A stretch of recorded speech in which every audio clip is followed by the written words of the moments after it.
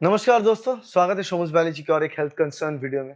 आज के इस वीडियो में हम बात करेंगे ह्यूमन मेटा न्यूरो वायरस के बारे में, HMPV। शायद आप इस नाम को सुना है। कुछ ही दिन हुए यहाँ पे चाइना में ह्यूमन मेटा न्यूरो वायरस जो है वो तेजी से फैल रहा है, स्प्रेड कर रहा है। ये वीडियो इस बात के लिए होगा कि ह्यूमन मेटा न्यूरो वायरस है क्या और HMPV वायरस की ओरिजिन क्या है, बताएंगे कि HMPV वायरस के सिम्टम्स क्या है, इसका ट्रीटमेंट प्रोटोकॉल्स क्या है, और अगले वीडियो में ये भी बताएंगे कि ह्यूमन मेटान्यूवो वायरस से आपको डरने की जरूरत है भी या नहीं, और कोविड से सार्स कॉव 2 जो वायरस था उसके साथ इसका क्या अंतर है और उससे ये खतरनाक ज्यादा है या कम है, इसके बारे में पूरा जानकारी आपको देंगे। वीडियो को अंत तक जरूर देखना। तो चलिए शुरू करते हैं। पहला क्वेश्चन यही है कि ह्यूमन मेटान्यूमो वायरस HMPV, ये वायरस की ओरिजिन क्या है, कहां से ये वायरस आया है।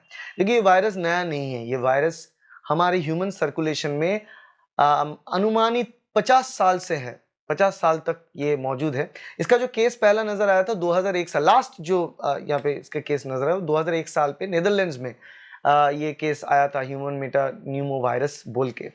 और नीदरलैंड्स में ये जब 2001 में आया तब थोड़ा खलबली मचा था वहां पे, उसको लेके कि नया वायरस है क्या होगा। फिर उतना इम्पैक्ट खतरनाक नहीं था, डरावना भी उतना नहीं था, तो धीरे धीरे वो ठीक हो गया। मगर ये ह्यूमन सर्कुलेशन में मौजूद है ही, था ही, और फिर से आउटब्रेक नजर आ रहा है। चलिए अब बात करते हैं कि ये वायरस की टाइप क्या है, किस प्रकार का वायरस है ये वायरस जिस फैमिली को बिलोंग करता है उसका नाम है पैरामिक्सोविरिडी। अब उसके बारे में पूरा डिटेल जानकारी आपको नहीं चाहिए, अगर है तो इस चैनल पे मौजूद है, अलग से वो देख सकते हो। पैरामिक्सोविरिडी फैमिली से ये बिलोंग करता है और इसका जो प्रॉपर्टी है, इसका जो जेनेटिक मटेरियल है वो है RNA वायरस। ठीक है, सिंगल स्ट्रैंडेड RNA वायरस है, इसके अंदर सिंगल स्ट्रैंडेड RNA पाए जाते हैं जो इसकी जान है। ठीक है, अब जब ये होस्ट को पहचान लेता है, होस्ट के अंदर पहुंचता है, तो ये RNA जो इसके अंदर होता है ये होस्ट सेल्स की मशीनरी को हाईजैक करता है, उस हिसाब से काम करता है, खुद के RNA को बनाता है, खुद की बाकी प्रोटीन्स को बनाता है और खुद को यहाँ से निकाल के दूसरे इंसान के शरीर में ट्रांसफर करता है। इसी हिसाब से ये वायरस जो है वो स्प्रेड होता है। अब बात करते हैं कि ये जो वायरस है ह्यूमन मेटान्यूमो वायरस, इसके स्प्रेडेबिलिटी क्या है, किस हिसाब से ये स्प्रेड करता है। देखो स्प्रेडेबिलिटी की बात करें तो ये सार्स कॉव 2 से कम स्प्रेडेबल है। हालांकि स्प्रेडेबिलिटी का मेथड्स जो है वो वही है, आप कफिंग स्नीजिंग, आप खांसोगे, आप छींकोगे तो उसमें जो ड्रॉपलेट्स है, उस ड्रॉपलेट से किसी हेल्दी इंसान अगर उस ड्रॉपलेट को ले, एयरबॉर्न है, तो उसके शरीर में वो आ जाएगा। या फिर वो ड्रॉपलेट आप छींके कहीं पे सरफेस पे वो ड्रॉपलेट है, उसके बाद कोई उसको टच किया, उसके बाद उसी चीज को मुंह पे लगाया, तो उन पे वो आ सकता है। जैसा सार्स कॉव में हुआ था, सार्स कॉव 2 में हुआ था, कोविड में हुआ था, उसी तरीके से ये भी स्प्रेड होता है। ये भी एयरबॉर्न है और ये भी खांसने से, छींकने से, या तो डायरेक्ट कांटेक्ट में या तो सरफेस कांटेक्ट से स्प्रेड होता है। अब बात करते हैं ये जो human Meta Numa virus HMPV virus की सिम्टम्स क्या है। कोई खास अलग सिम्टम्स नहीं है, नॉर्मल वायरल फीवर्स जैसे सिम्टम्स है। आपको बुखार रहेगा, सिरदर्द रहेगा, उसके साथ साथ रनी नोज। एक चीज यहाँ पे बहुत कॉमन है, रनी नोज, आपके नाक से कांस्टेंट जो है पानी गिरेगा और ये चीज चलता रहता है। उसके साथ साथ आपको बुखार रिलेटेड जो भी सिम्टम्स होता है ये सारे के सारे चीजें होंगे। यही मोस्ट ऑफ द लोग, मैक्सिमम लोगों को यही सारे सिम्टम्स होंगे। कुछ लोगों को कुछ सेवियर केसेस में सिम्टम्स में न्यूमोनिया हो सकता है, इसीलिए नाम दिया गया। देखो मेटा न्यूमो वायरस, न्यूमो तो न्यूमोनिया को ये इंस्टिगेट कर सकता है, इसीलिए इसको ह्यूमन मेटा न्यूमो वायरस कहा जाता है। सेवियर केसेस में न्यूमोनिया हो सकता है और न्यूमोनिया होता है तो लंग में इफेक्ट करेगा और हो सकता है कि ऑक्सीजन की कमियां हो तब जरूरत पड़े। अब बात करते हैं HMPV की डायग्नोसिस के बारे में। HMPV को कैसे डायग्नोस करेंगे। देखो इस डायग्नोसिस वही प्रोसेस होंगे क्योंकि HMPV का कुछ सिम्टम्स होंगे। नॉर्मल फीवर के साथ उसका अंतर यही रहेगा कि नॉर्मल फीवर के साथ साथ वो सिम्टम्स तो रहेगा ही, उसके साथ साथ जो होगा आपका रनी नोज, नाक से पानी बहना, और एक सिम्टम विजिंग।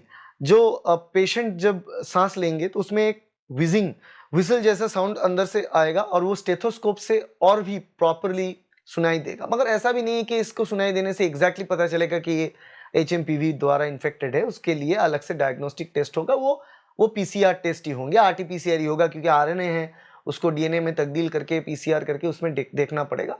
तो वही टेक्निक यहाँ पे आएगा, RT-PCR टेक्निक आएगा, जिससे कि डिटेक्ट किया जाएगा HMPV को। अब बात करते हैं कि HMPV वायरस इन्फेक्शन की ट्रीटमेंट क्या होगी। देखो कोई भी प्रकार के ये जो रेस्पिरेटरी इन्फेक्शन वाला वायरस होता है, उसका ट्रीटमेंट के लिए हमारे पास कोई ऐसा खास दवा है नहीं, कोई एंटीवायरल इसमें काम नहीं करता जनरली। तो वहाँ पे आपको सपोर्टिव एंड प्रिवेंटिव केयर लेना है। प्रिवेंटिव केयर बोल तो वही चीज़, आपको मास्क वगैरह पहनना है, अगर कोई इन्फेक्टेड है उनके करीब नहीं जाना है, वो सब तो चीज़ ठीक ठीक है। अगर किसी को हो चुका है ये बीमारी, तो वो एक चीज़ ध्यान में रखें कि हाइड्रेटेड रखें अपने आप को, ज़्यादा से ज़्यादा पानी पिए। जितना आप वायरल इन्फेक्शन में खुद को हाइड्रेटेड रखेंगे, आपके इन्फेक्शन से आप बहुत जल्दी बाहर आ पाएंगे। तो hydration is the key for this viral infection. आप ये चीज़ याद रखना, हमेशा हाइड्रेटेड रखना खुद को, प्रॉपर हाइड्रेशन मेंटेन करें, फ्रूट्स वगैरह खाएं, बहुत ज़्यादा पानी पिए। पानी की तरह जो भी चीज़ है, मतलब कोकोनट वाटर से लेकर ये सारी चीज़ आप करें। आप खुद को डिहाइड्रेट ना होने दें, ये चीज़ याद रखना। उसके साथ साथ आपको जो बुखार है उसके लिए जो पैरासीटामोल वगैरह दवा वो लेना होगा। उसके साथ साथ अगर आपको निमोनिया होता है, इन्फेक्शन है, बैक्टीरियल इन्फेक्शन पता चलता है स्पुटम टेस्ट से वगैरह से, तो वहां जाके एंटीबायोटिक तब चाहिए हो सकता है।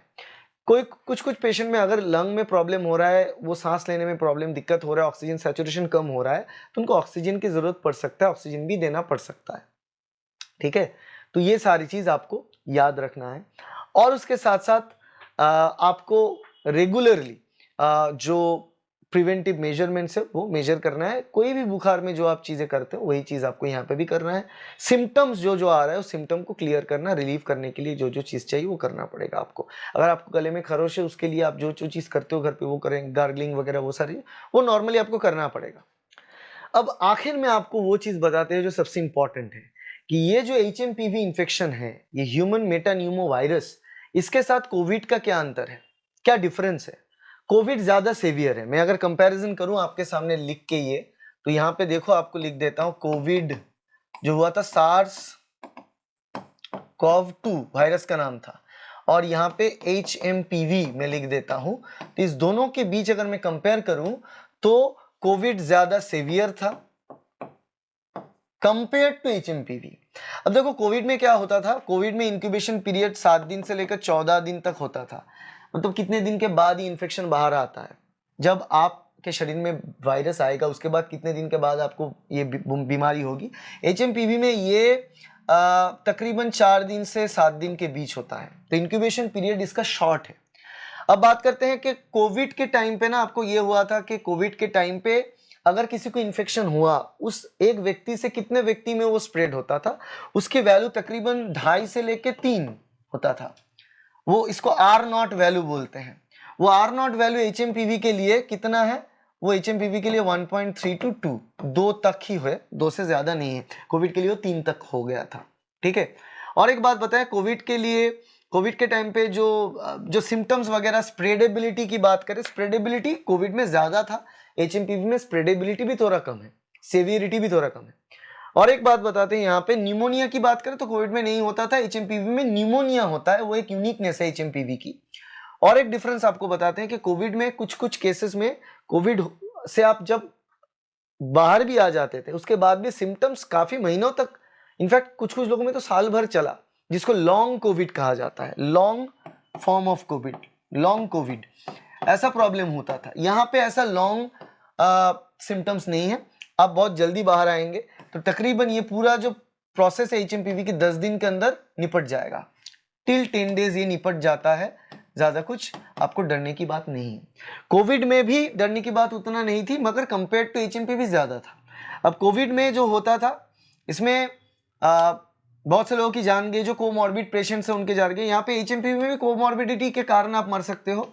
कोमॉर्बिडिटी मतलब HMPV में वही लोग डेंजर सिचुएशन में आ जाते हैं, खास करके इन्फेंट्स।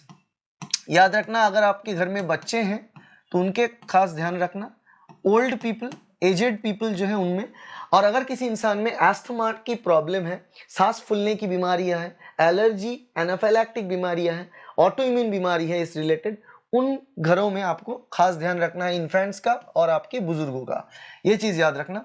और प्रेग्नेंट महिलाओं के लिए खास ध्यान रखना पड़ेगा आपको HMPV के लिए। बाकी जो हेल्दी इंसान है उनमें HMPV होके चला भी जाएगा, तो बहुत कम लोग हैं जो उस चीज़ को महसूस कर पाएंगे। तो फिर से आपको एक चीज़ बता देते हैं, उतना डरने वाली बात नहीं है। 2001 साल में ये पहले यहाँ पे हुआ भी था नीदरलैंड्स में, मगर उसमें भी इतना हलचल पहले मचा था, मगर धीरे धीरे उतना डिफिकल्टी साबित नहीं हुआ। यहाँ पे भी वही चीज़ आपको बता रहे हैं। अभी चाइना में ये फिर से देखा गया है स्टार्ट 2025 में, मगर आशा करते हैं कि ये डिटेन हो जाएगा, ये उतना स्प्रेड नहीं करेगा, क्योंकि स्प्रेडेबिलिटी भी इसका कम है और इसका जो सिम्टम्स है वो भी शॉर्ट लिव्ड है और इंक्यूबेशन भी कम टाइम में होता है, तो उसको पकड़ सकते हैं जल्दी और क्योर भी जल्दी से हो सकता है। So that is the idea. सिर्फ कोमॉर्बिडिटी जो पेशेंट मैंने आपको बताया, इन्फेंट्स को, ओल्ड को, और जिनमें एस्मा वगैरह है, प्रेग्नेंट महिला है, उनको इसमें थोड़ा बहुत आपको बच के रखना है, बाकी कोई बात नहीं होता। That is my take on HMPV virus. आशा करते हैं वीडियो आपके लिए हेल्पफुल रहा। अच्छा लगा तो लाइक कर देना, शेयर करना अपने दोस्तों के साथ, कलीग के साथ, सब्सक्राइब करना इस चैनल को ताकि ऐसे वीडियो आपको मिलता रहे। Thank you, bye.